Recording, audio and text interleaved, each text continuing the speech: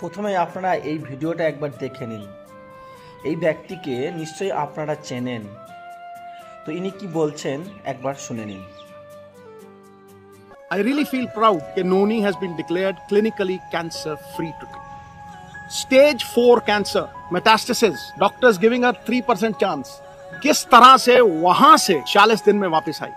जब लोग ये कहते हैं कि करोड़ों रुपया लगता है, मुझे ये बताइए नीम के पत्तों पे क्या पैसे लगे, कच्ची हल्दी पे क्या पैसे लगे, नींबू और सेब के सिरके पे क्या पैसे लगे। I will talk about how she came back, the diet that we gave her. Cancer को अगर गैप दो खाने में, शुगर नहीं दो, कार्बोहाइड्रेट्स नहीं दो रोटी, तो कैंसर के सेल खुद ब खुद मरते। আসুন আমরা একবার দেখে নিই সদ্গুরু কি বলছেন এই নিম পাতার ব্যাপারে বা নিম খাওয়ার ব্যাপারে। তো সদ্গুরু অনেক ভিডিওতেই বলেছেন আমাদেরকে, এবং অনেক দিন ধরেই সদ্গুরু আমাদেরকে বলে আসছেন যে নিম আমাদের শরীরে অনেক ধরনের উপকার করে, তার মধ্যে ক্যান্সারও নিরাময় করে। তো চলুন দেখে নিই সদ্গুরু কি বলছেন।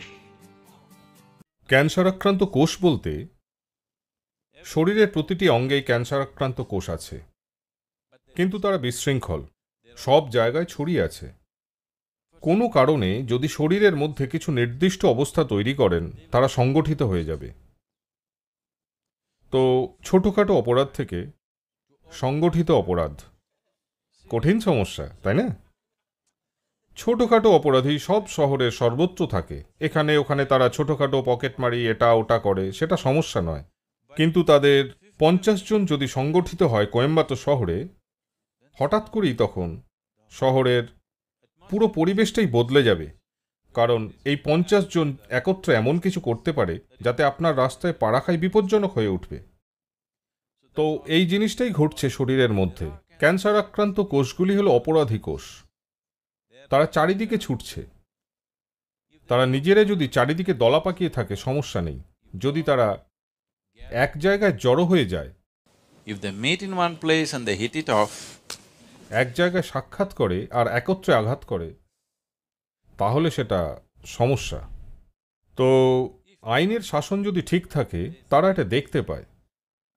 প্রথমে একজন অপরাধী কারো পকেট কেটে খুশি থাকে, রোজই পকেট কাটে, দুজনের দেখা হলে কোনো বাড়িতে চুরির কথা ভাবে, তাদের 5 জনের দেখা হলে কোনো ব্যাংক ডাকাতির কথা ভাবে।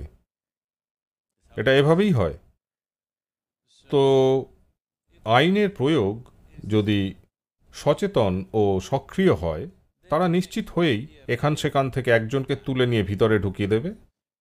তারা কিছু একটা করবেই, যাতে তারা বড় সমস্যা হয়ে ওঠার মতো যথেষ্ট সংখ্যায় জড়ো না হতে পারে। তো শরীরের ক্ষেত্রেও একই জিনিস। তারা একত্রিত হওয়ার আগে তাদের যদি এখানে ওখানে ভেঙে ফেলতে থাকেন, কয়েকজনকে মেরে ফেলেন। নিম প্রতিদিন এই কাজটাই করে। এটা কমিয়ে দেয় শরীরের ক্যান্সার আক্রান্ত কোষগুলিকে একটি নির্দিষ্ট মাত্রার মধ্যে রেখে, যাতে এটা সত্যিই শরীরের বিরুদ্ধে একত্রিত না হতে পারে। তাই নিম খাওয়া অত্যন্ত গুরুত্বপূর্ণ। একমাত্র বিষয় হল, নিম অতিরিক্ত পরিমাণে যদি খান, এটা একই সঙ্গে শুক্রাণুর কোষগুলিকে মেরে ফেলে। অর্থাৎ নিয়ন্ত্রিত জনসংখ্যার সৌভাগ্য হবে আমাদের যদি পৃথিবীর সকলেই নিম অতিরিক্ত পরিমাণে খান। যেহেতু এটা শুক্রাণু নাশক, এটা সামান্য পরিমাণে খাওয়া উচিত। কারণ আমরা ঠিক করে দিতে পারি না কোনো ব্যক্তি মানুষের ক্ষেত্রে কি ঘটা উচিত। আর মহিলারা যখন গর্ভবতী হন, গর্ভাবস্থার 4 মাস পর্যন্ত বা নিরাপদ হওয়ার জন্য গর্ভাবস্থার 5 মাস পর্যন্ত সংশ্লিষ্ট মহিলার নিম খাওয়া উচিত নয়, কারণ এটি শুক্রাণুনাশক। ভ্রূণটি যখন বৃদ্ধি পায়, তখনও একটি নির্দিষ্ট সময় পর্যন্ত শুক্রাণুর ভূমিকা থেকে যায়। পরামর্শ দেওয়া হয় 4 মাসের, আমি বলছি 5 মাস। 5 মাসের পর তিনি শুরু করতে পারেন।